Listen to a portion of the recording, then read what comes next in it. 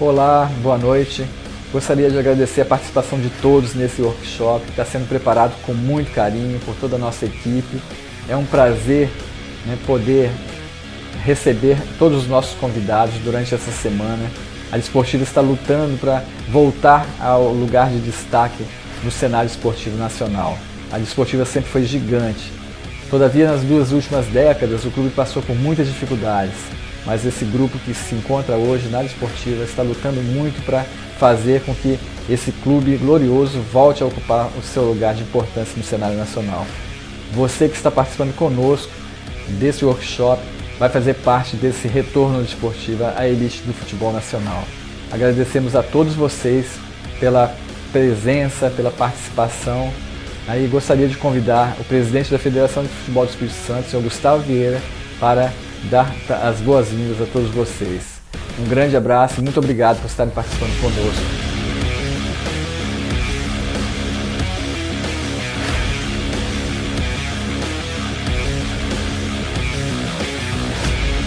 Muito boa noite, sejam todos muito bem-vindos ao primeiro workshop Desportiva, futebol dentro e fora das 4 linhas. Nós temos a honra e o prazer de receber hoje Gustavo Vieira para dar as boas-vindas, para dar o pontapé inicial dessa semana de muito aprendizado, muito bate-papo e tudo sobre o futebol dentro e fora das 4 linhas. Gustavo está atualmente no 2º mandato frente à Federação de Futebol do Espírito Santo e vem aqui honrosamente nos dar o prazer da sua companhia. E, Gustavo, muito boa noite, bem-vindo, muito obrigado por ter aceito nosso convite. Não, é uma convocação da Desportiva, né? Desportiva é um clube querido por todos nós, é um clube que sabe fazer amigos, que mantém as amizades, é um clube que a gente tem muito carinho e respeito. E parabenizo a Desportiva Ferroviária por este evento, um evento importante. Uma programação de altíssimo nível, com palestrantes do mercado, palestrantes experientes, palestrantes que estão em grandes clubes, muito interessante a programação e convido a todos a assistirem as palestras, né? O público capixaba principalmente, que é uma boa oportunidade em termos de troca de informação, network e capacitação como um todo. A nossa gestão frente à federação valoriza bastante essa questão de troca de informação, de curso, capacitação. A gente vem ao longo desses anos aí promovendo uma série de cursos, muitos em parcerias com a CBF Academy. Fizemos aqui inúmeros cursos, licença C, acho que 2 ou 3 vezes já, observador de desempenho, enfim, são inúmeros cursos aí, fora as palestras e outros eventos que a gente promoveu durante esse período frente à federação. Damos início, então, ao nosso evento de maneira brilhante, com hoje o chefe do futebol no estado do Espírito Santo. Gustavo, muito obrigado. Deixo para te dar o recado final e damos sequência logo em seguida com mais 2 palestras ainda hoje. E parabenizar novamente a Desportiva por esse evento, né? E boa sorte da Desportiva Ferroviária, né? Que volte aos trilhos das vitórias, do sucesso, que o futebol capixaba precisa da Desportiva Ferroviária bem. Precisa mesmo, é um grande clube, um clube de massa, um clube de tradição, um clube que tem uma história belíssima aí e um futuro muito promissor, né, com esse novo grupo de gestores que está à frente do clube aí, tá? Um grande abraço a todos e tenham um bom proveito do evento, né, que são palestrantes de altíssimo nível. Valeu, obrigado, Gustavo. Obrigado aí, um abraço.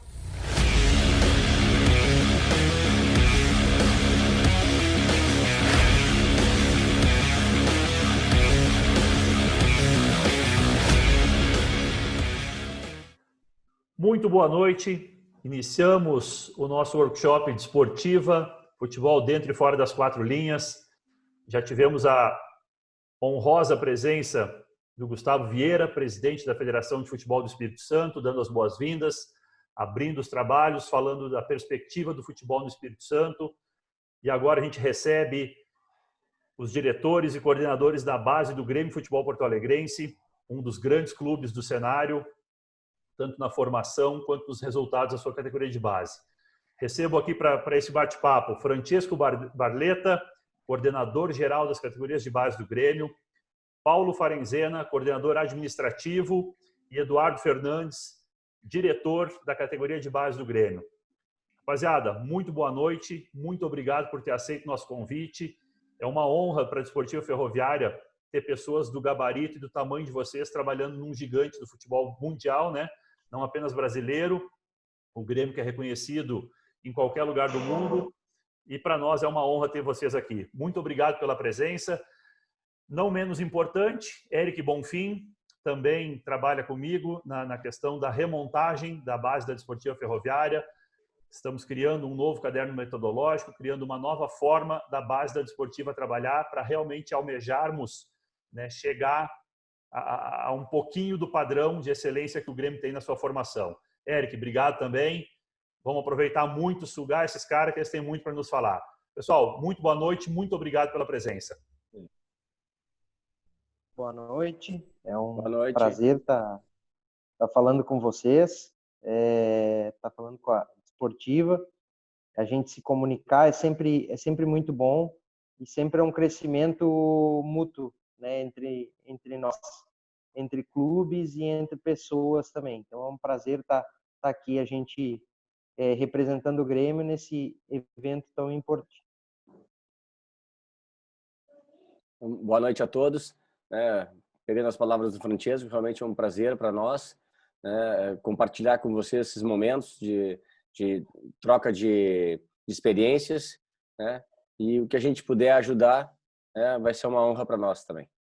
Um forte abraço aí. Uma boa noite, Eduardo, Eric. É uma satisfação estar podendo participar, agradecer o convite de vocês da Desportiva Ferroviária, porque falar sobre futebol, eu acredito que engrandece a todos. Boa noite, Eduardo. Representando aqui a Desportiva, para a gente é sempre um prazer enorme bater esse papo, né? Colher essa expertise aí do pessoal do Grêmio, Francesco, Eduardo, Paulo. Muito obrigado pela presença de vocês e o Edu toca aí para a gente começar esse bate-papo bacana. Maravilha. Todo mundo devidamente apresentado. Não tem como a gente começar o papo sem pontuar, né, na visão de cada um de vocês que há tanto tempo no futebol de base, mas ouvir de pessoas que têm esse know-how todo, qual a real importância de uma categoria de base bem fundamentada, bem elaborada, bem dirigida para um clube da grandeza do Grêmio. E também eu gostaria sempre que a gente traçasse um paralelo de elevar o nível, né, chegarmos ao nível de Grêmio, mas também jogarmos ao nível de Desportiva, né? Então, na visão de vocês, por que a base é tão importante hoje para os clubes de futebol?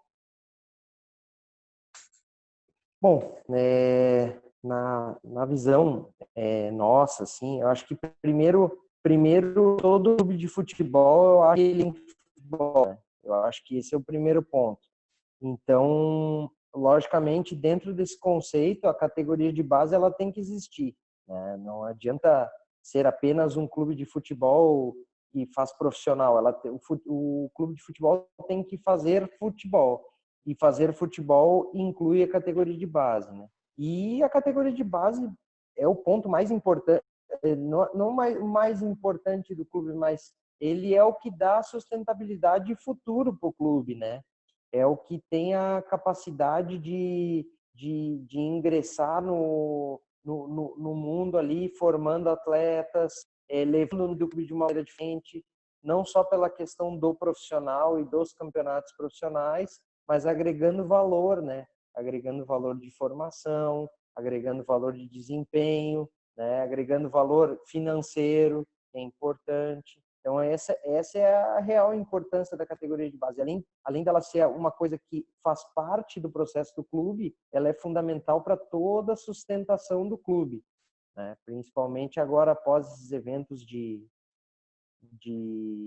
pandemia, enfim, que cada vez mais a categoria de base ela está se tornando muito forte. E não só os clubes, mas as federações também têm que enxergar a categoria de base como algo que elas devam promover para justamente formar mais atletas e formar mais jovens da sua região, né, do seu estado. Maravilha. Eduardo, Paulo, querem complementar alguma coisa? Eu concordo com o Francesco. Eu acho que a categoria de base ela dá sustentação ao clube, né? Normalmente, inclusive, quando o clube tá mal financeiramente, ele recorre à categoria de base. É ela que salva o clube nesse momento.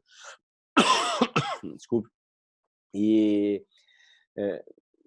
eu acho que o clube tem que pensar na sua política, na sua filosofia de trabalho fundamentada na categoria de base.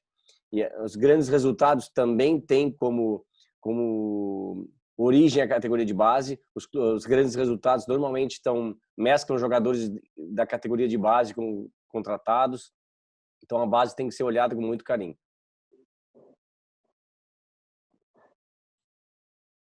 Maravilha. Paulo, alguma observação final ainda? Tá, Paulo, tem que tirar do mudo. Aí, agora sim.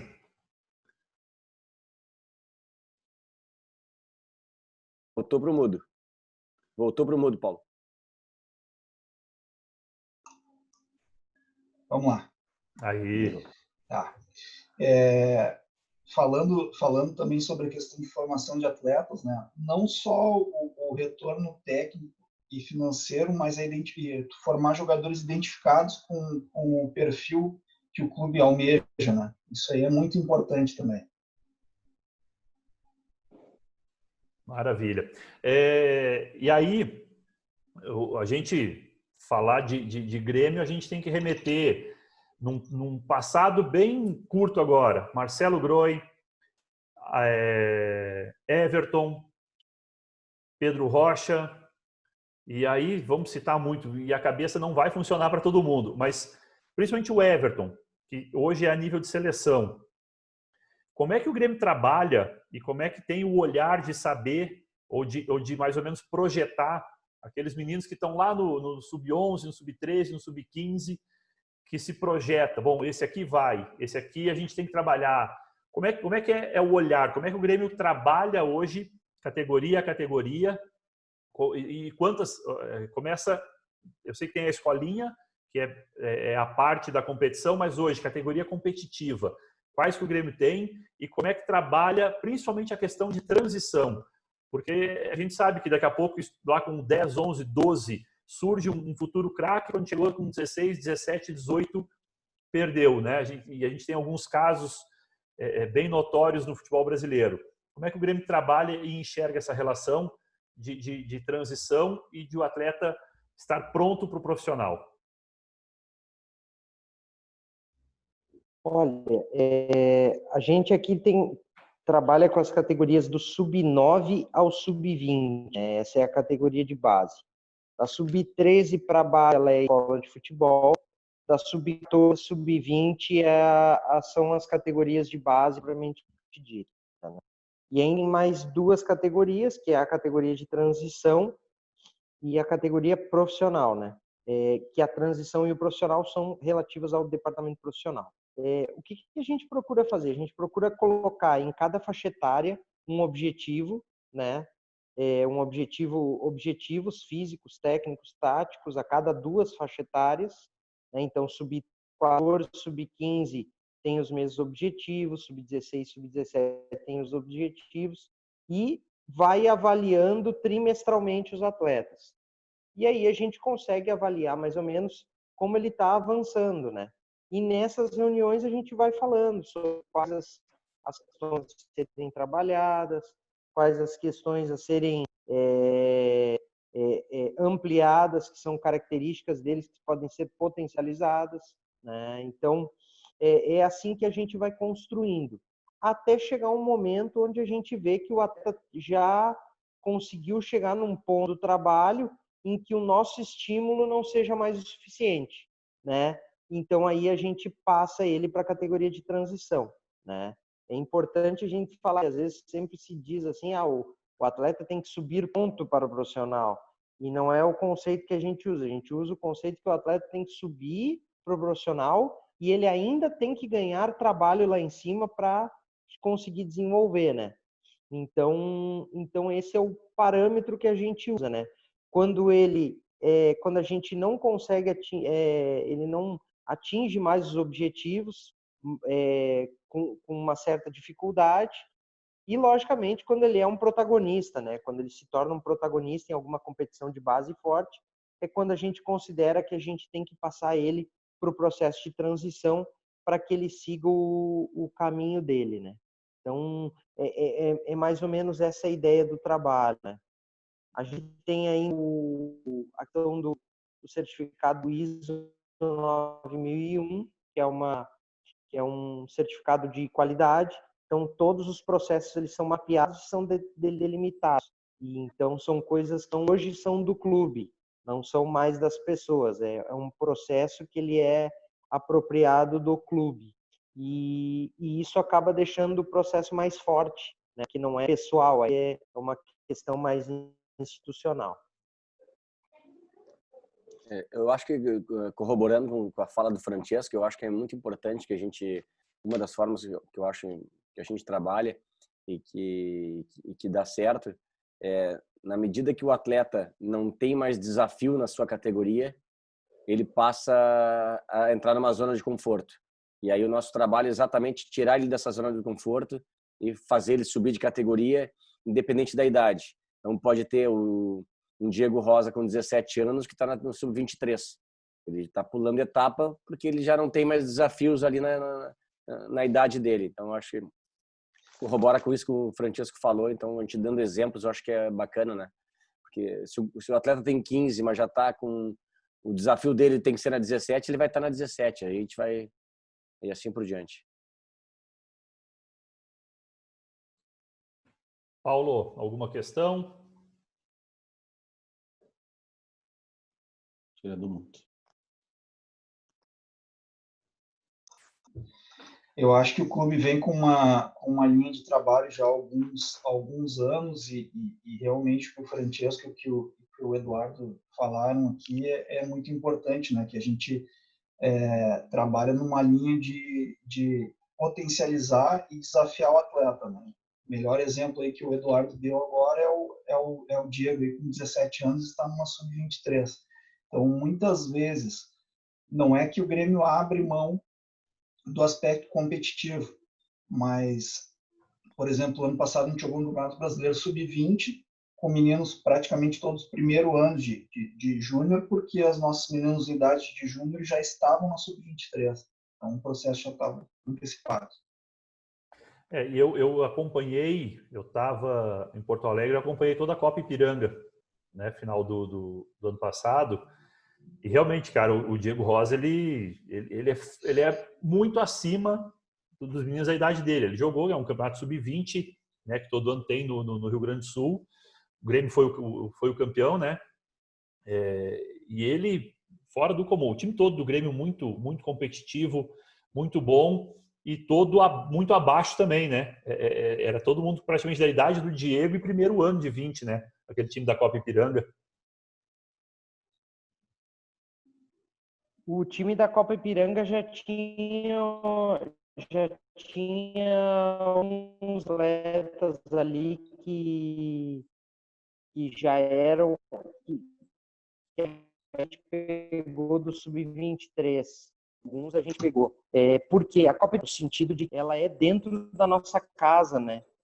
Então é uma competição que a gente sempre procura, ao contrário de algumas outras que a gente procura estimular, nessa competição, porque tem o fator da nossa torcida, de conhecer os atletas, a gente procura sempre colocar os caras que são os mais próximos de estarem. A Copa Ipiranga ela é muito importante para nós.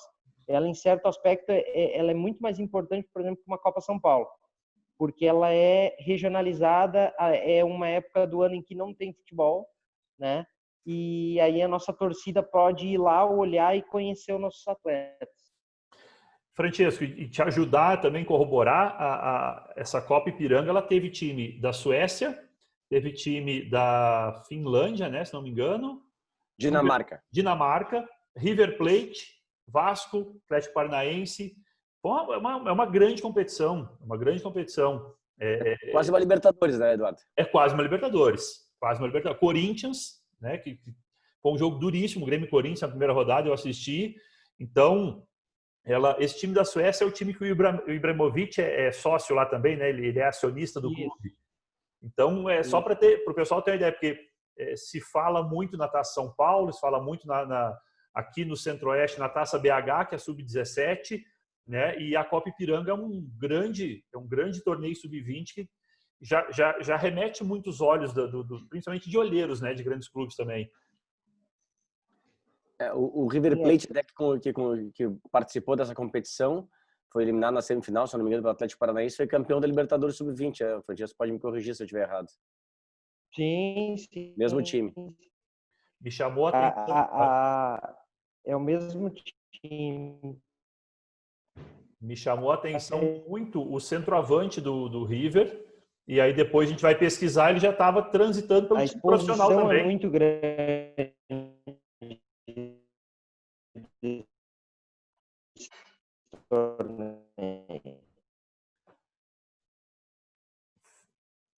Francesco. Sim, sim. Não, e vários atletas. Ali é um torneio. Oi. Cortou muito a tua fala. A gente quase não conseguiu te entender aqui. Oi.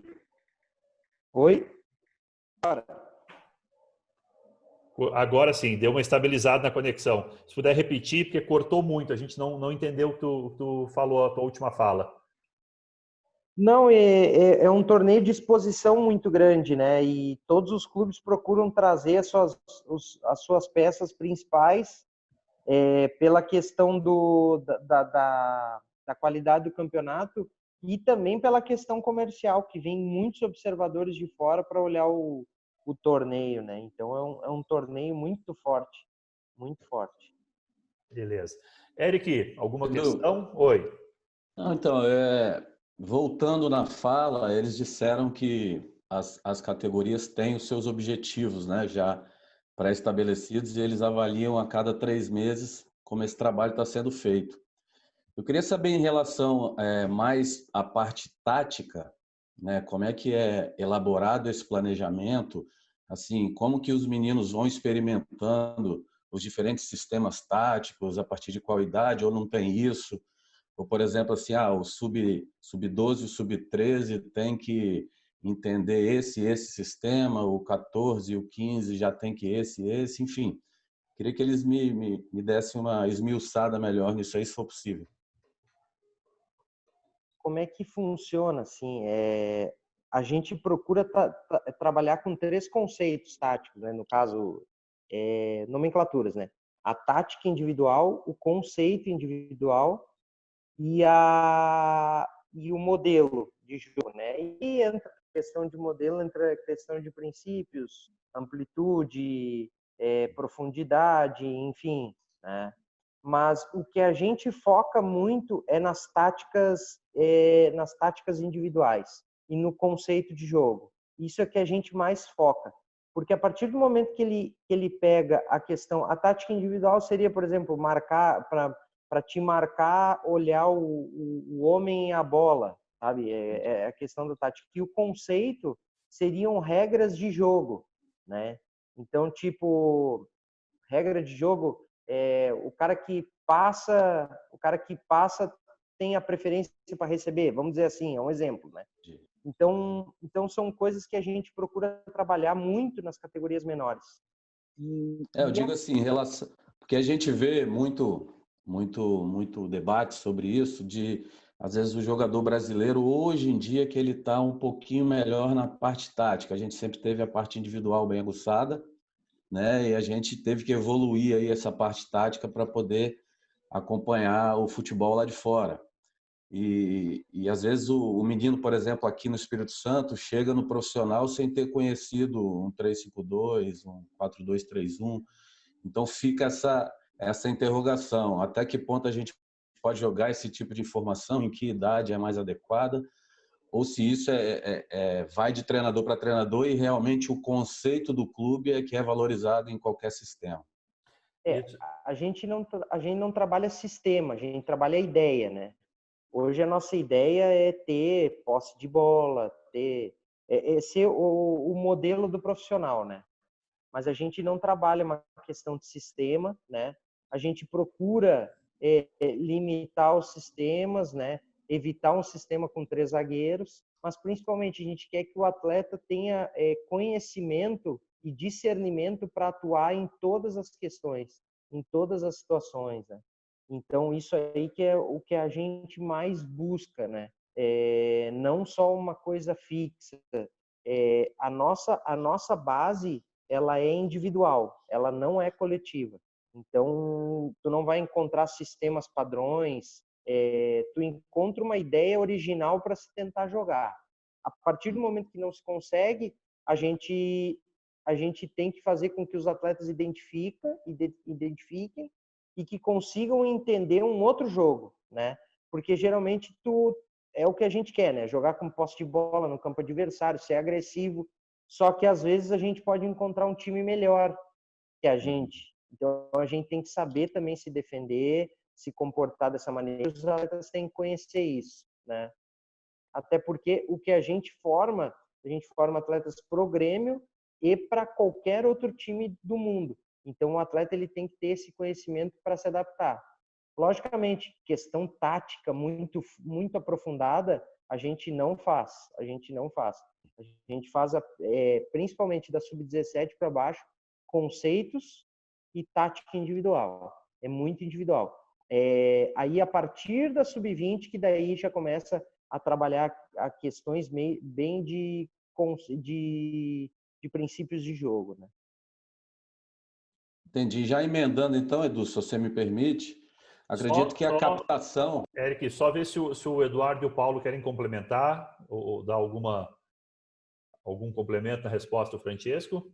Não, complementando só que nas categorias maiores que a gente começa a trabalhar mais, que o treinador começa a trabalhar mais tática de jogo também, esquema tático, e aí dando sempre preferência ao que o profissional está fazendo já para deixar mais alinhado. A gente não cobra do treinador um esquema, ou que eles treinem todos os esquemas, e nem que seja o esquema do profissional, mas que o treinador observe o que o profissional está fazendo para não ficar tão longe também. E como o Francisco diz, evitar jogar com 3 zagueiros, porque o negócio é ter posse de bola. E o 3 zagueiros a gente acha que já fica muito... A gente esquece esse princípio, vamos dizer assim, essa ideia. Paulo, algum comentário? Não. Tá bem dito. Só então, Eric, se me permite, antes que tu ponha a próxima pergunta, em cima da fala do Eduardo, principalmente no 20 e na transição. Existe algum tipo de reunião entre as comissões, junto com o Renato, que hoje é o treinador, e se porventura o Renato hoje saia do Grêmio, o treinador que vier, ele implanta uma nova metodologia e aí a base toda vai se adequar à metodologia que esse novo treinador impõe, ou o treinador que vem, ele vai ter que seguir a metodologia do Grêmio. E aí a pergunta que vem, hoje o Grêmio joga o futebol do Renato ou o futebol do Grêmio? Né? Isso é uma metodologia implantada pelo Grêmio e o Renato segue ela, ou o Renato implantou e o Grêmio gosta e a partir de agora segue, ou quem chegar implanta uma nova e a base se adequa?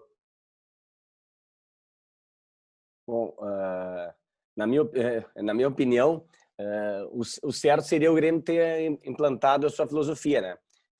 Mas a gente não sabe, o Renato está há 4 anos aí já, né? A gente não sabe se vem outro, e quem vem o que vai fazer, o que o clube vai aceitar, né? Aí vai depender de negociação. A gente espera que mantenha a mesma filosofia, a mesma ideia, porque a gente já vem trabalhando com uma ideia há algum tempo, né? Isso aí facilitaria muito o trabalho, não só da base, né? Do clube como um todo. O que a gente procura fazer nesse caso, né? Sabendo dessa questão de filosofia, que é uma coisa, ela é bacana, só que a gente procura dentro da categoria de base trabalhar variabilidade de características de jogadores, né? A gente não procura ter um jeito, um jogador específico, sabe? Então, por exemplo, assim, ó, tu tem ali uma linha de Arthur, Matheus Henrique, Darlan, que é uma linha, mas tu tem a linha do Diego também, que é que é um outro tipo de volante. Então, a gente procura trabalhar sempre com essas diferenças, até para o treinador do profissional conseguir olhar e ver características diferentes. Tu tem o Lucas Araújo hoje no profissional como volante mais centralizado, que é aquele mais primeiro. A gente trabalha com lateral mais ofensivo, com lateral mais defensivo, com centroavante mais fincado, com centroavante de mobilidade. Tudo isso para atender essa questão da variabilidade, né? Como a gente se enxerga como categoria de base, né? A gente se enxerga oferecendo possibilidades, né? Mas não só a mesma possibilidade, porque senão fica muito pobre, vamos dizer assim. A gente e por a gente ter essa questão de oferta, de variabilidade e de tentar formar jogadores para todos os tipos de mercado e pro profissional, a gente procura ter essa variabilidade muito forte. Então a nossa captação ela funciona assim também. Olha, precisamos de um atacante de mais força, precisamos de um atacante mais driblador, sabe? Então a gente trabalha muito essas questões das características para conseguir encaixar os atletas da melhor forma possível. Aí eu acho que já entra na tua questão, né, Eric? Eu ia perguntar isso mesmo, sobre a captação, né? Como é que vocês fazem a captação? O que vocês visariam, né, no atleta para ele ser jogador do Grêmio, que ele se enquadre aí. Você disse que o Grêmio varia muito, né? Não trabalha só com jogadores de um tipo específico, lateral ofensivo, defensivo, centroavante cravado, atacante mais de lado. Mas acredito que conceito, né? Vocês queiram um jogador, enfim, com boa qualidade técnica, com potência, enfim. E se essa captação ela é feita o ano todo? Como é que vocês monitoram isso? Como é que é realmente feito a captação pelo Grêmio ao longo do ano? O que a gente busca mais nos atletas? Assim, atletas de qualidade técnica, né? Com boa relação com bola, né? Num primeiro momento, né? Atletas com velocidade ou de segmento ou de prosseguimento. Então, atletas como Everton, que são atletas de velocidade de segmento, atletas como Jean-Pierre, que são atletas com velocidade de prosseguimento, que eles dão sequência na jogada com velocidade, né? Então, a velocidade ela é importante. Atletas competitivos, né? Que tenham vontade de vencer, que tenham vontade de aprender, mas que também tenham projeção, né? É isso que a gente mais procura. Hoje o que a gente menos quer é atletas com esse atleta ele teve no Corinthians, no São Paulo, no Palmeiras. Esse atleta a gente não descarta, mas a gente não dá a devida atenção porque ele já teve trabalho, né? A gente procura atletas que não têm trabalho, que têm trabalho muito pouco e que a gente tem a possibilidade de, com o nosso trabalho, colocar, aumentar a capacidade dele, né? Então a gente tem um monitoramento que ele é todo o Brasil, né? A gente pega aí em torno de 50% do território nacional, né?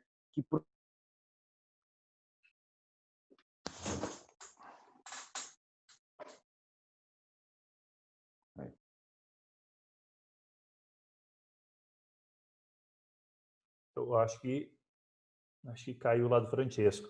Edu, Paulo, querem complementar? Voltou. Voltou. Vai. Francesco, cortou bastante a tua fala. Então, a gente na captação a gente procura como é que ir em locais onde ninguém vai. Esse é o grande ponto, porque a gente quer atletas com pouco trabalho e com muito potencial, e a gente quer pegar o atleta para trabalhar ele aqui dentro. Então esse é o objetivo da nossa captação. Maravilha. Edu, Paulo, querem complementar?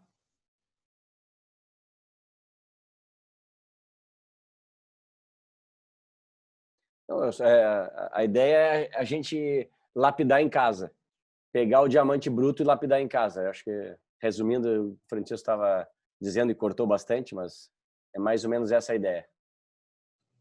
Maravilha. E aí vai dando subsídio para a gente ir encaixando. O Espírito Santo é um local vislumbrado ou visualizado, onde o Grêmio tem seus observadores, porque eu acho que é um estado que se enquadra dentro dessas características, né? Um estado um pouco mais cru na própria formação, que daria a possibilidade de um trabalho. O Grêmio tem seus observadores pelo Espírito Santo? A gente tem um observador na região sudeste, né, que é o que ele trabalha em São Paulo, mas a gente vai muito seguido aí no Espírito Santo, por justamente a questão, são atletas que têm um potencial muito grande, né, e que tem pouco trabalho e que tem uma questão técnica assim que agrada muito nós aqui, que é a questão do perfil, né? Logicamente aí a nossa maior concorrência são com os times do Rio de Janeiro, né? E tem uma participação muito importante aí, tanto em termos de observação como em termos de torcida, né? E isso aí acaba nos dificultando às vezes um pouco de trazer jogadores para cá, mas a gente vai pelo menos aí 2 vezes por semestre, nós vamos ao Espírito Santo para observar atletas. Maravilha. Eu quero saber do Paulo e do Eduardo, que trabalham mais na parte administrativa, e do Eduardo diretor, como gerir tudo isso? Porque, assim, se tratando de Grêmio, são cifras altas, né, para manter toda essa base, né, e tendo atletas do Brasil inteiro. O Grêmio tem que ter seus alojamentos em dia. Eu acho que depois do que aconteceu no CT do Ninho do Urubu, a fiscalização apertou bastante também, né, para manutenção de pelo menos estruturas de qualidade. Como administrar isso tudo? Como é que o Grêmio se desenvolve nessa questão de administração? Que é um grande desafio agora para nós na Desportiva também, de iniciar um processo novo, e esse processo a gente não pode pensar simplesmente no atleta dentro do campo. A gente tem que ter condições de trabalho com esse atleta e proporcionar uma estrutura mínima para que esse atleta desenvolva. Como é que o Grêmio lida e trata? E se puder falar de alguma cifra, algum valor que é investido mensalmente ou semestralmente dentro do orçamento do Grêmio, a gente fica à vontade para ouvi-los. Bom, Eduardo, eu vou falar pela minha parte aqui, né? O Paulo fala depois pelo setor administrativo. Eu acho que a categoria de base no Grêmio, de uns anos para cá, ela tem sido considerada a menina dos olhos do presidente. E eu acho que isso é importante. Quando o presidente, com uma ordem de cima para baixo, determina que o clube trabalhe visando e olhando com carinho para a categoria de base, as coisas começam a andar de uma outra forma. Isso não era assim no passado. De uns anos para cá, isso passou a ser visto dessa forma. E aí a categoria de base do Grêmio também começou a melhorar em termos estruturais, né? A gente conseguiu a aprovação de uma ampla reforma do CT, né? A gente não tinha residência esportiva dentro do CT. A partir do ano que vem, a obra deve estar terminando agora no final do ano, a gente vai ter alojamento dentro do CT, nova academia, novos vestiários, novo setor administrativo, nova área médica, né? Os campos já eram bons, então isso segue igual. Mas eu acho que é isso, a filosofia de clube importante nesse momento para dar suporte e até para garantir o investimento, né? Na categoria de base, que o orçamento é mais ou menos uns 5% do faturamento anual do clube. Então, não adianta carimbar dinheiro. 5% do que vender vai para a categoria de base. Isso também não adianta nada, porque se tiver penhora entrando lá no clube que está falido, os 5% não é nada. Então, o negócio é o clube ter essa filosofia de trabalho e olhar a categoria de base com esse carinho que o Grêmio está olhando hoje. Eu acho que, partindo desse pressuposto, a coisa começa a andar em bom termo.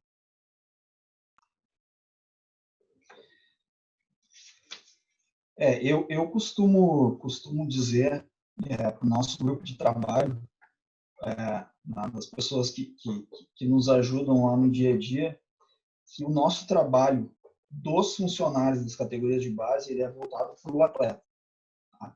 Então, a gente tem que ter o pensamento que a gente só está no CT de Eldorado porque existem os atletas. Tá? A partir daí começa o nosso trabalho. Tá? Então, o que o Grêmio precisa ter ou proporcionar para ter um atleta? Bom, ele precisa proporcionar a ida do atleta à escola. Ele precisa alojar e dar boas condições de alojamento, de hospedagem, né, de alimentação no alojamento, enfim. Ele precisa ter profissionais específicos de área de psicologia, departamento médico, assistente social, pedagoga, enfim.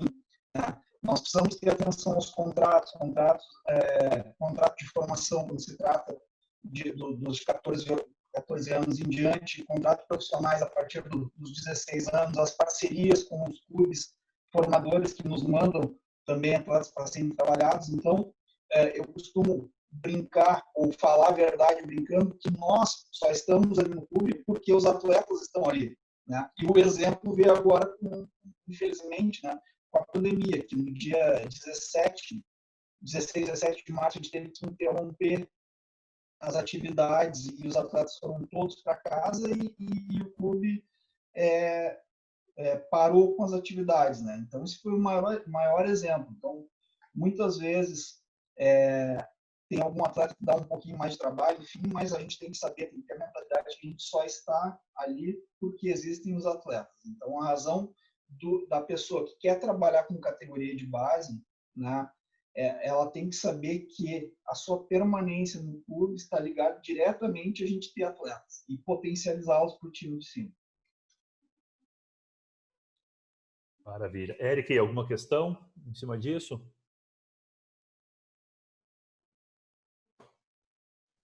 Tranquilo. Gente, eu acho que, pensando assim, ver, né, quem está há tanto tempo na base, ver um Arthur saindo para Barcelona, agora para Juventus, aí sai um Arthur, entra Matheus Henrique, aí Matheus Henrique machuca, é o Darlan, é Jean-Pierre, é Everton, né? O Pedro Rocha, que foi importantíssimo naquele título da Copa do Brasil, que foi onde o Grêmio...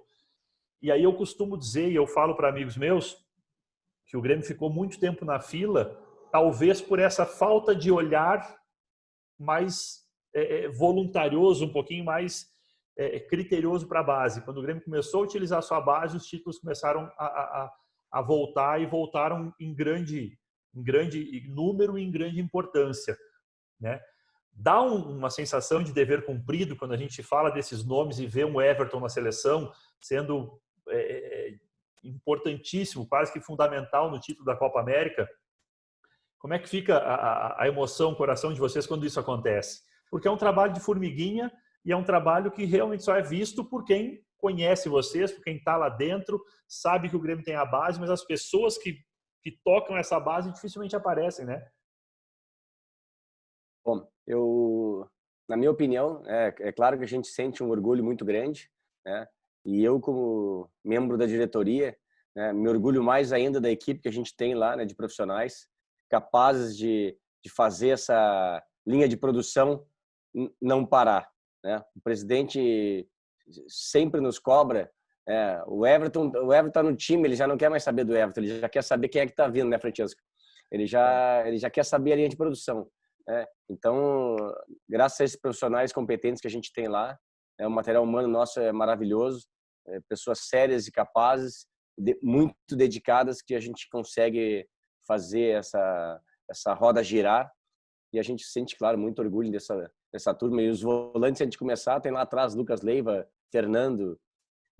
Então a gente vai, essa história vai longe. Colaborando com o Eduardo, eu acho que é muito importante, assim, primeiro, ter o entendimento da categoria de base, né? A categoria de base é quem vai plantar, né? E tem que saber que não é ela que vai colher, né? Então, é importante na categoria de base as pessoas serem desprovidas de vaidade, né? Que essa parte do colher não vai ser com a gente, né?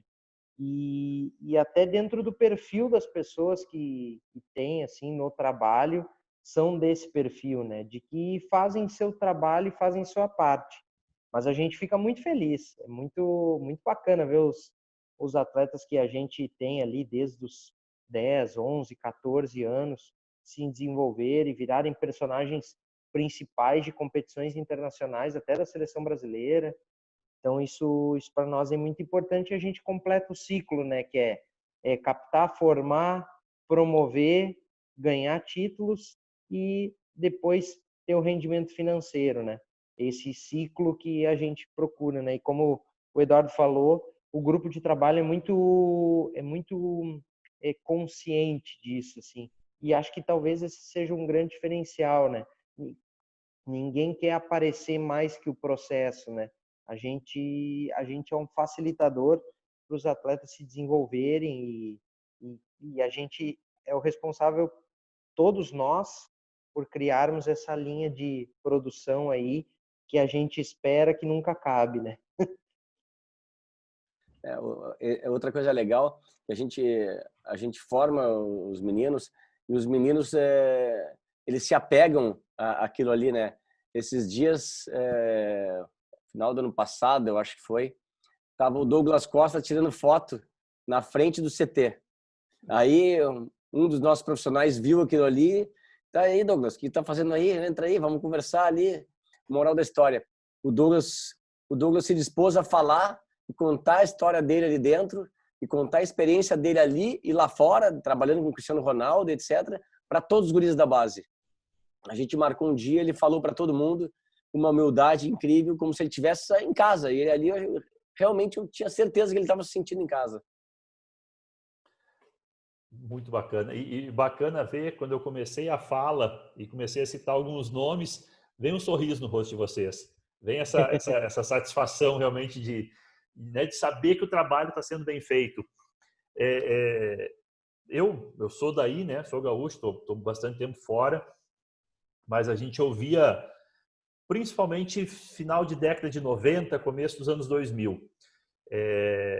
Temos uma rivalidade muito grande, que é o clássico Grenal, e aí falava-se, e aí eu também quero ouvir de vocês se isso realmente tem algum fundamento ou não, que o Grenal até na base derrubava a comissão inteira, né? Independente de título ou de não, mas perder o Grenal era quase que terra arrasada. São as lendas que se criam, né, em cima do clássico, em cima daquilo tudo. E aí, já aproveitando, como é que o Grêmio hoje trabalha as suas comissões? Quando é que o Grêmio enxerga que talvez uma comissão tenha saturado, tem que haver uma troca, uma oxigenação? Como é que lida também com as suas comissões, que são, né, aquelas pessoas que estão no dia a dia com os atletas, formando e trabalhando, né, na plantação, que o Francesco falou? Olha, eu acho que aqui a gente trabalha para formar, né? E não para vencer, né? A gente vai, lógico que quando tem um jogo 11 contra 11 a gente quer vencer, né? Mas a gente tem limites aqui para vencer, e um deles é colocar sempre os melhores atletas, os que têm mais projeção em campo, mesmo que cause um desequilíbrio para a equipe, mesmo que a equipe fique desequilibrada um pouco, mas a nossa ideia é formar atletas, né? E para formar atletas, tu tem que colocar eles em desafios grandes, né? As nossas comissões, elas são orientadas a fazer isso. Perder ou ganhar o jogo faz parte, mas desde que atenda a esses requisitos de sempre colocar os melhores atletas, né?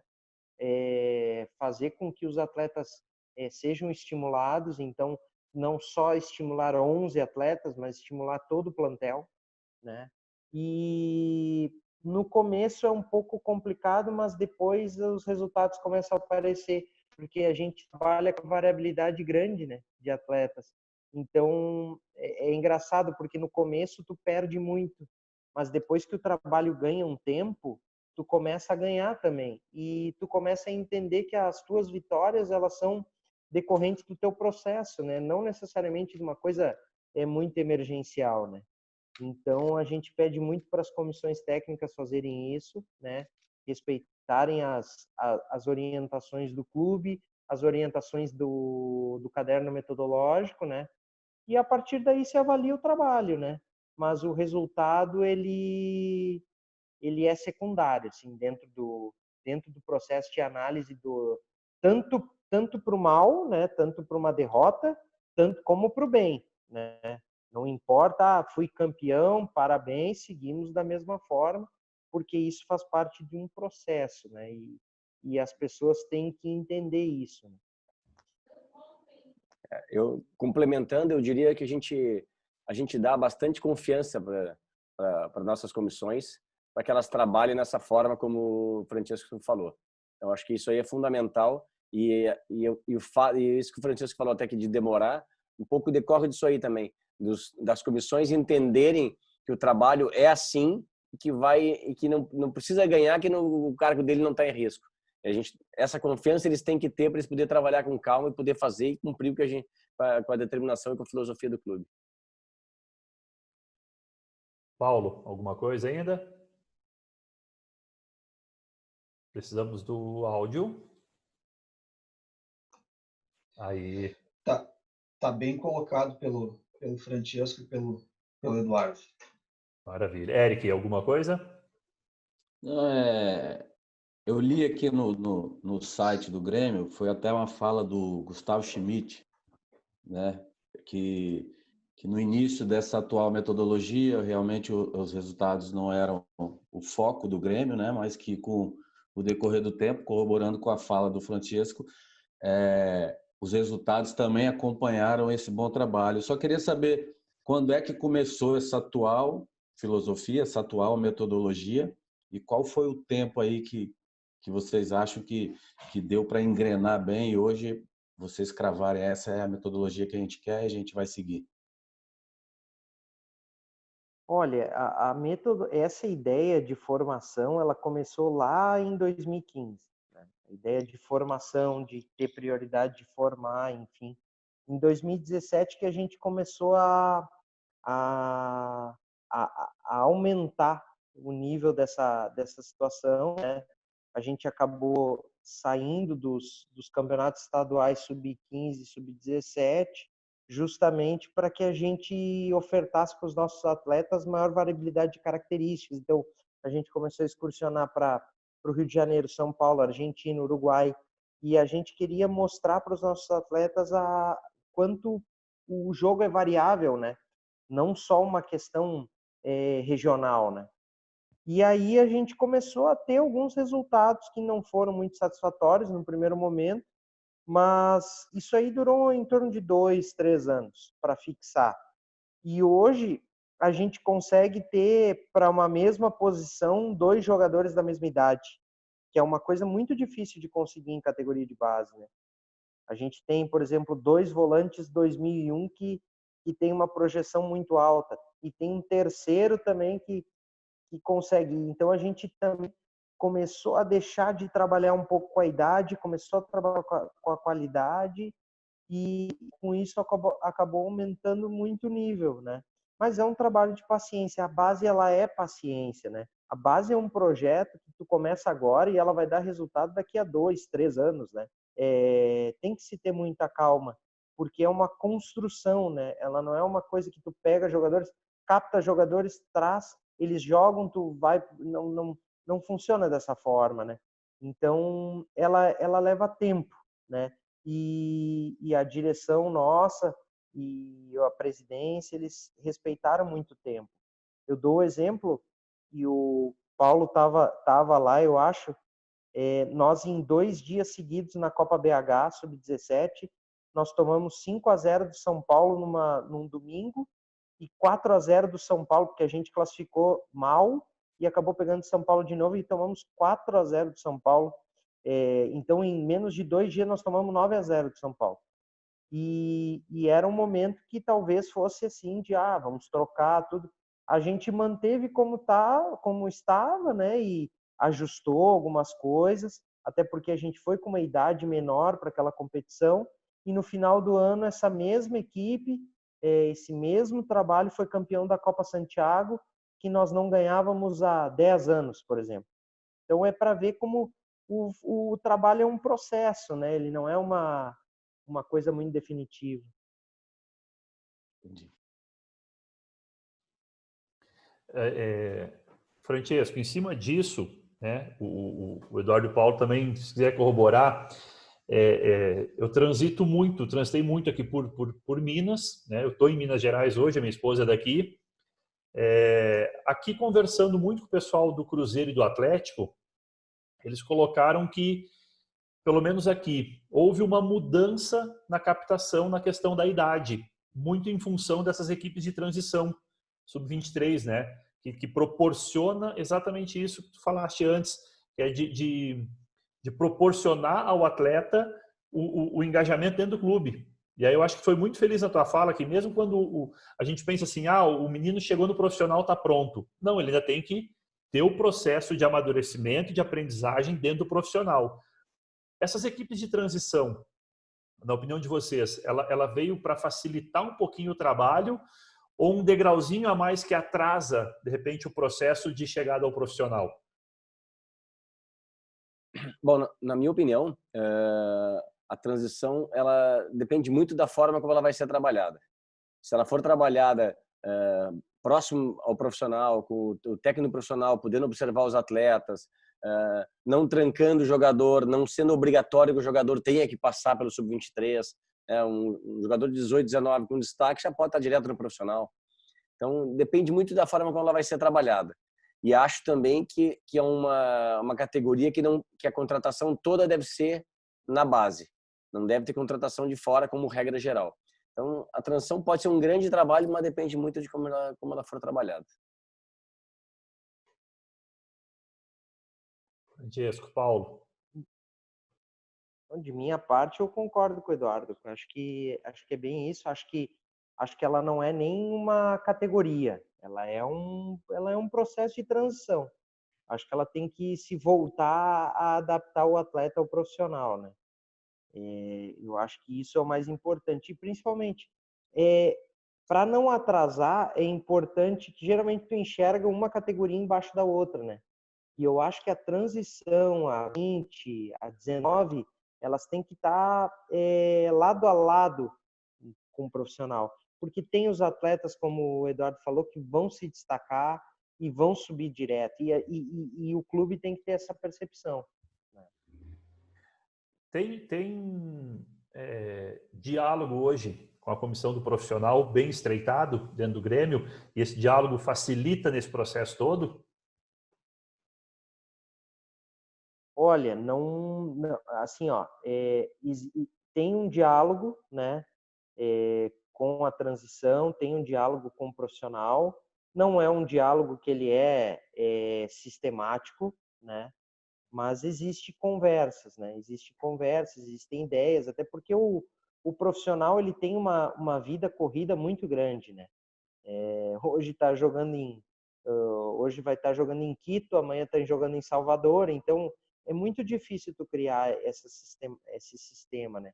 Mas os auxiliares do Renato, eles são presentes nesse sentido, né? Conversam bastante. Uma vez nós tivemos uma reunião muito boa com o Alexandre, em que ele colocou algumas situações que ele acreditava que estavam faltando, e a gente observou e conseguiu levar para o trabalho, né? Então, sempre é muito importante assim essas conversas, mas todo mundo entender a sua parte no processo, né? Esse é o principal. E para que as coisas ocorram de uma maneira sequenciada e tranquila. Edu, Paulo. É isso aí. Na verdade, a categoria de base ela tem uma conversa bem próxima com a transição, até porque eles treinam no nosso CT. Então, tem um dia na semana fixo que a gente faz reunião. Às vezes a gente precisa emprestar jogador para eles fazerem os treinamentos deles. Então, é uma conversa muito próxima. Mas é como o Francisco disse, em relação ao profissional, é mais em relação ao Vitor e o Alexandre. O Vitor, principalmente, que é seguido, vai acompanhar os treinos também. Então, daí ele passa para o Alexandre e para o Renato. Porque o Alexandre e o Renato realmente estão sempre viajando. Quando não estão viajando, estão de folga. Daí já realmente é mais difícil o contato mais próximo, assim. Como o Francesco falou, antes da pandemia, né, o próprio calendário ele não permite muito né, a conversa se estreitar, porque o calendário do futebol profissional ele é frenético, é Campeonato Brasileiro, Copa do Brasil e Libertadores. Então, se tu for parar para pensar quantos dias os caras ficam em Porto Alegre aqui, é um tempo mínimo, que aí os caras estão no descanso de uma partida ou outra, ou se preparando já para um jogo, né? Então, na verdade, não existe culpados, é o próprio calendário, e os clubes precisam jogar, né? Então, precisam estar com esse calendário cheio, porque a despesa é grande e precisa de uma entrada de recursos boa. E a tendência é piorar a partir de agora, né? É o que eu ia dizer. Esse segundo semestre vai ser feio. Exatamente, mas aí é uma grande oportunidade. A gente tem conversado muito com os nossos atletas quando a gente faz essas reuniões à distância, os treinos também não são presenciais, né? Mas o que a gente tem batido na tecla é de que, como serão jogos em sequência da categoria profissional, né, vai surgir oportunidade para os jogadores jovens estar mostrando trabalho, né? Isso aí que a gente tem frisado bastante com eles. Então, eu acredito pelo próprio número de jogos que vão se acumular agora e até fevereiro, aí, pelo que está saindo nos calendários de Libertadores, que saiu hoje, Campeonato Brasileiro, Copa do Brasil, a oportunidade vai aparecer. Eu não digo que vai aparecer para todos, mas para alguns vai aparecer, e quem estiver bem preparado deve aproveitar. Curiosidade, o Grêmio trabalha nas categorias com quantos atletas, mais ou menos? Tem uma ideia de número? É variável? O que o Eric falou no início, a captação tem os seus observadores, a hora que o cara ligar e falar que tem um fenômeno em determinado lugar, pode ir a Porto Alegre, ele vai levar. Como é que funciona isso e um número mais ou menos que o Grêmio trabalha na sua categoria? Na verdade, sim, nós trabalhamos com a categoria sub-20, a sub-19, que daí seria uma sub-18, são praticamente os atletas que estão na transição da subida do juvenil para a categoria júnior, a 17, né, que é a categoria 20 e a 17 são categorias cheias em termos de calendário de competições, né, 19 já não tanto e a 16 também não, então a gente usa como uma forma de preparação, né, a 16 e a 19, a 15 e a 14. Então, assim, em média, 25, 30 atletas por categoria. Nada engessado, né? E aí tu falou, pô, o cara liga e diz que tem um fenômeno. A gente diz, pode trazer. Que a gente vai...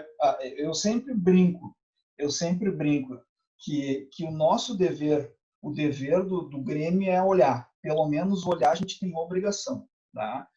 Se o atleta veio, e muitas vezes ele não permanece, não é nem só a questão técnica que influencia, mas o nosso próprio ambiente, o nosso próprio clima, tu é daqui, tu conhece bem. A gente está há 2 semanas agora que a gente saiu de 0, temperatura 6, 7 graus, né? Aí essa semana, agora ontem, fez 30 já, né? A previsão é de 30 e aí no sábado cai para a máxima de 13 graus. Então, além dos critérios técnicos, físicos, ainda existe a questão aqui no sul da adaptação climática, né, que o pessoal sofre bastante. Eu costumo dizer que aí a gente é sobrevivente do tempo. É verdade. É verdade. Eduardo, alguma colocação? Não, era isso aí mesmo. É isso que o Paulo colocou. A gente não pode ter amarras. Não, essa categoria é 30, mas daí tem um fora de série, ele vai vir. Entendeu? E a gente costuma fazer algumas semanas de avaliação também, então tem algumas semanas que pode ter um número um pouquinho maior, e aí a gente vai trabalhando dentro nesse número aí. Eric, alguma questão? A curiosidade também é saber hoje quantos atletas, né, oriundos da categoria de base o Grêmio tem no profissional e se tem algum tipo de solicitação da equipe profissional de estar subindo o jogador ano a ano para a montagem do elenco profissional, se tem essa, vamos dizer assim, uma porcentagem de jogadores da casa e contratações. Como filosofia de trabalho, a gente não tem um percentual definido e a gente também não trabalha com essa métrica. O nosso indicativo, a gente já vem trabalhando nos últimos anos, é minutagem dos jogadores no profissional. Não adianta ter 30, num grupo de 33 ter 25 e eles não jogarem. Então a gente prefere que tenha 2, 3 eles sejam titulares, joguem quase todos os jogos, etc, etc. Então o nosso indicador, que era um percentual antes a gente trabalhava com percentual, temos 30% do elenco profissional. Hoje a gente não trabalha mais com esse número, a gente trabalha mais com minutagem, nosso índice. Bacana. Beleza. Francesco. Não, realmente, não, é bem isso que o Eduardo falou, não tem uma política de tantos por cento, enfim, é utilização, muito mais. Hoje está em 42%, mas o que importa é que esses 42% atuam, né? Não adianta ser 42% que não atuam, aí também não faz sentido. Aí realmente é só para completar elenco, né? Eles têm que ser protagonistas e têm que fazer a diferença. É mais qualitativo do que quantitativo, então, né? Exato. Maravilha. Gente, vamos caminhando para o nosso final, quase batendo 1 hora.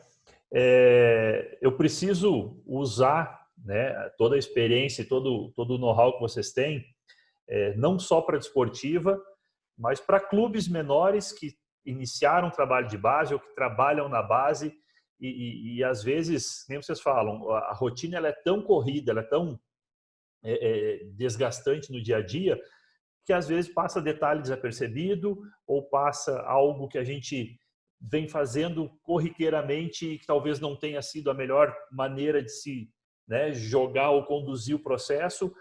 O que vocês diriam hoje para dirigentes, diretores da desportiva e de clubes que querem investir realmente na base? E eu acho que quando começou a se ver a base como investimento e não como gasto, foi onde os clubes deram um grande salto de qualidade, né? Então, realmente é um investimento. Como é que a gente inicia um processo de uma base realmente vencedora? E aí vencedora não no sentido de títulos, mas sim de formação de atletas.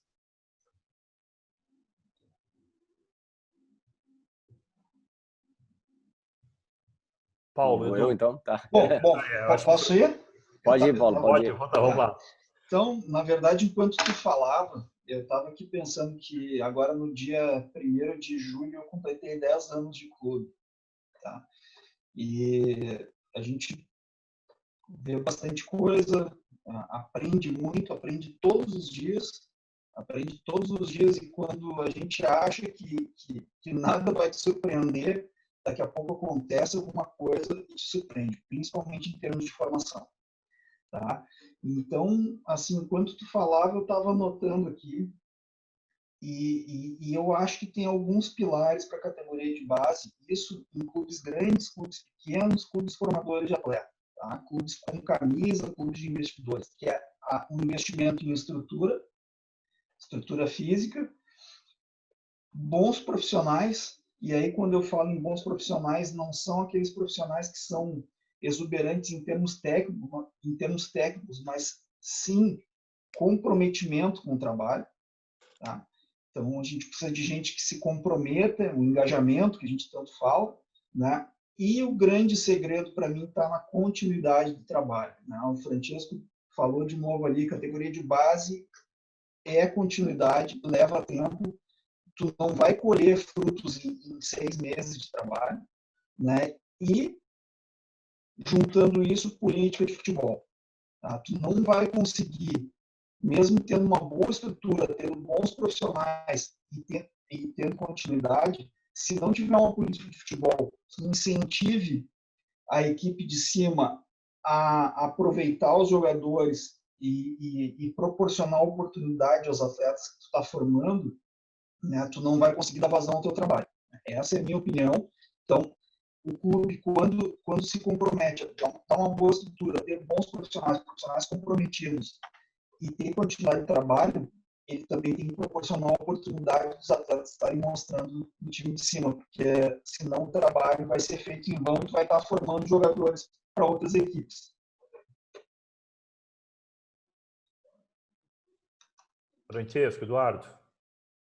Eu acho que o Paulo falou tudo, acho. E não não tem o que acrescentar. Se seguir uma receita, essa que ele falou, com simplicidade, eu acho que não precisa muita coisa sofisticada, mas sabendo o que quer e para onde quer ir, isso já é o bastante, né? Já se diferencia, né? Não precisa ser uma coisa muito rebuscada, e muito menos que às vezes a primeira coisa que se tenta assim quando vai se fazer um trabalho, às vezes é buscar um nome, né? E eu acho que tu tem que buscar um trabalho. Eu acho que tu tem que buscar um trabalho, não só um nome, né? O nome, eu vou buscar um nome para não, tem que buscar um trabalho, né? E eu acho que quanto mais simples, mais perto do objetivo que tá. Bom, acrescentando, na minha ótica como dirigente, eu sugeriria que o clube buscasse um certificado de clube formador, né, para conseguir os benefícios da Lei Pelé, né, se não me engano, o artigo 29 da Lei Pelé, e dentro disso, ou para conseguir esse certificado, talvez usar os benefícios fiscais, né, projetos incentivados que a gente tem aí, tanto dos governos quanto do CBC também. Eu acho que isso aí ajuda bastante o clube a investir na sua estrutura para começar um trabalho já com um nível bom. Excelente. Eric, alguma colocação?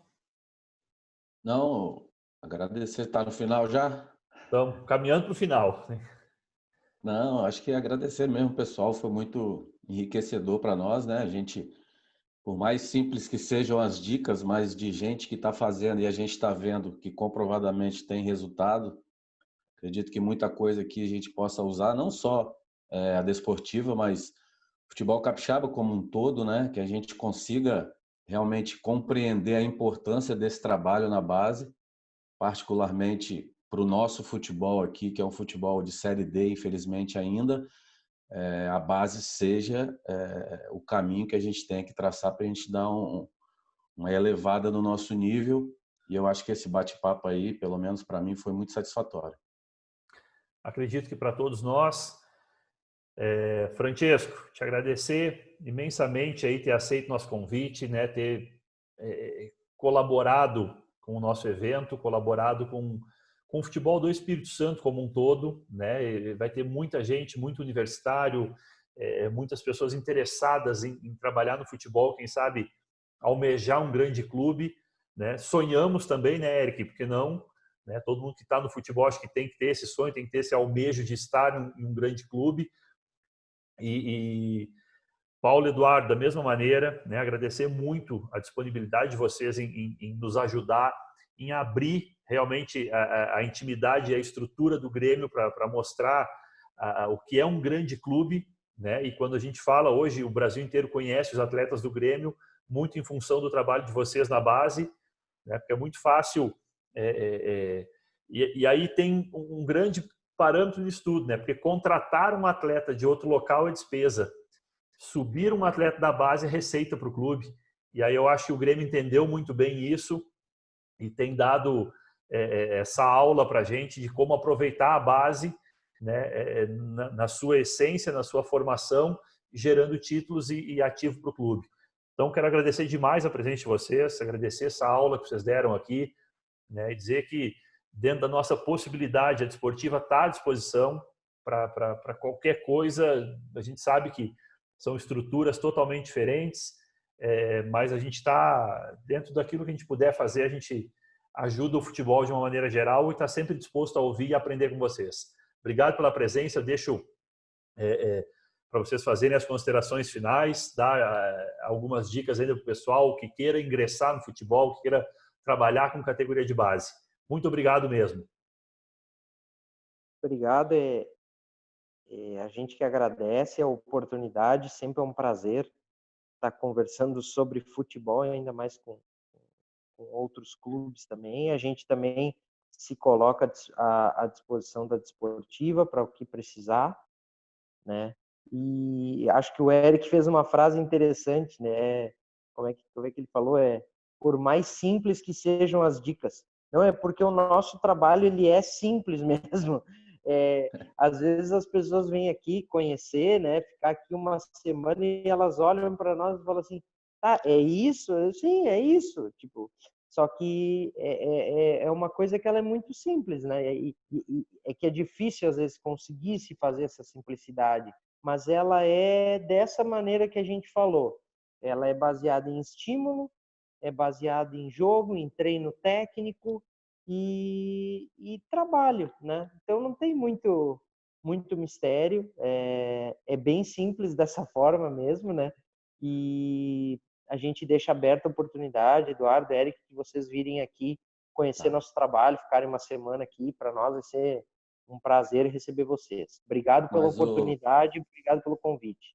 Ô Francesco, o simples não foi pejorativamente, não. Não, Foi, sim. foi porque realmente, assim, eu, né, como amante do futebol, acho que todos nós, o simples me encanta. E às vezes a gente vê coisas que, por exemplo, a gente que vê o Grêmio de fora, acha que às vezes as coisas são feitas de uma maneira extraordinárias e tal, e a gente vê que a simplicidade do trabalho das pessoas que estão nesse trabalho fazem total diferença. Então, na verdade, parabenizando vocês. De maneira nenhuma foi. Não, Eric, até para colaborar contigo, esses dias nós fizemos um encontro com um ex-observador do Barcelona, ou coordenador do Barcelona, né? E aí na conversa surgiram várias perguntas nossas, assim, e tipo assim, o analista de desempenho, quantos analistas o Barcelona tem? Ele, 2. Tá, mas 2 por categoria, porque tu sempre acha que eles têm. Não, 2 para todas as categorias, que é exatamente o mesmo número que a gente tem. Então, e ele foi colocando as coisas e a gente foi vendo que realmente essa é simples, né? E a gente às vezes faz uma ideia muito grande dentro da nossa cabeça de que tudo é muito complexo, né? De que e isso aí realmente que tu falou é a verdade. O simples ele acaba encantando, né? Francesco, comumente se usa que é o feijão com arroz, né? Para Isso. nós é a nossa costela só com sal grosso. Isso, né? O Muricy que falava, né? O segredo é o sal. O segredo é o sal, exatamente. Francesco, te agradecer imensamente, dizer que o convite está aceito, né, Eric? Assim que acalmar essa pandemia, que a gente conseguir viajar e ter um pouco de tranquilidade no nosso dia a dia, a gente vai entrar em contato, vai conhecer aí o CT de Eldorado. Eu particularmente conheço, já fui assistir jogos lá, não fui após essa grande reforma, né? Então, agradecer imensamente essa abertura de portas que vocês estão nos dando, que é para o nosso engrandecimento e nível técnico é maravilhoso. Edu, Paulo, muito obrigado, né? Deixo para vocês fazerem as considerações finais também. É um prazer.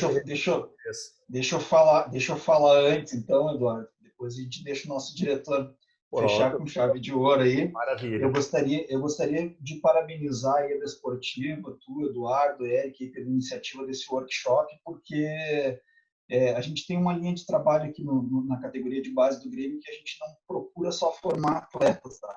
Então, assim, o nosso quadro de colaboradores, de funcionários, ele é formado de muitas pessoas que chegaram no clube como estagiários, como menores aprendizes, foram mostrando performance, desempenho, engajamento e foram contratados. Eu acho que isso é muito importante e a gente debater, falar sobre futebol, que eu falei lá no início, que engrandece por causa disso. São atitudes como essa que daqui a pouco vão ter estudantes de educação física nos assistindo, enfim, procurando a Desportiva para iniciar um estágio, quem sabe uma carreira consolidada daqui a alguns anos, né? Então, parabenizar vocês, né, e dizer que a gente está à disposição ali para poder colaborar. Maravilha, Paulo. Obrigado pelas palavras, né? Nos dá sinais de que a gente está num caminho bom e num caminho certo, né? Acho que propor esse debate é sempre interessante e trazer pessoas de nível, de gabarito como vocês engrandece muito e ainda mais nosso evento, né? O primeiro dia que está sendo maravilhoso de assistir e de estar conversando com vocês. Edu, já que ficou as honras agora finais para ti, muito obrigado, meu querido. Obrigado por ter aceito nosso convite, né? Obrigado por ter disponibilizado parte do departamento para conversar conosco, né? Para ter essa divergência de ideias, de opiniões, para cada um expor o seu pensamento, expor a sua forma de trabalhar. E pode ter certeza que iniciamos com o pé direito mesmo. Então, te agradeço muito. Agradeço a disponibilidade que o Grêmio colocou como instituição, né, de disponibilizar vocês para dar esse show aqui para nós hoje. Bom, obrigado, Edu. Obrigado, Desportiva. Obrigado, Arantes, né, que nos convidou, nos fez o convite. Inicialmente, eu gostaria de complementar o que o Paulo estava falando. Não só dentro da categoria de base ao crescimento profissional. Hoje, no departamento profissional do Grêmio, eu acho que 80% é oriundo da categoria de base. O ex-treinador de goleiro que saiu agora há pouco e o ex-preparador físico que saiu agora há pouco do profissional são oriundos da categoria de base. Então, assim, tirando a comissão técnica principal hoje, a maioria lá tudo vem da categoria de base, supervisor e assim por diante. Então, realmente a gente faz, inclusive os diretores, muitos já vieram da categoria de base, também já foram para o profissional. Então, a gente faz isso realmente em todos os níveis. E para finalizar, claro, agradecer o convite de vocês. Eu acho que essa iniciativa de vocês fazer esse evento é maravilhoso. Debater futebol, debater categoria de base, eu acho fundamental, né? E essa iniciativa de vocês está nos dando oportunidade aí. Tomara que vocês tenham um grande sucesso aí. Então, e graças a Deus a gente pode ajudar vocês um pouquinho aí. Maravilha. Edu, brigadão, Francesco, Paulo, Eric, nos encontramos. Gente, obrigado de novo, né? Dizer que foi um prazer ter conversado com vocês e reiterar, né, que são pessoas e instituições como o Grêmio está sendo solidário e mostrando grandeza, né? Porque no futebol se esconde muita coisa, tem-se medo de muita coisa. Então, dizer que o Grêmio está dando mais um passo adiante, mostrando que o trabalho pode ser aberto, pode ser compartilhado, pode ser dedicado e pode ser mostrado sem medo, porque se faz com qualidade, se faz com excelência. Gente, muito obrigado, agradeço demais. Daqui a pouco a gente tem mais. Voltamos daqui uns minutinhos com a nossa próxima atração. Gente, obrigado, valeu. Valeu, tchau, tchau.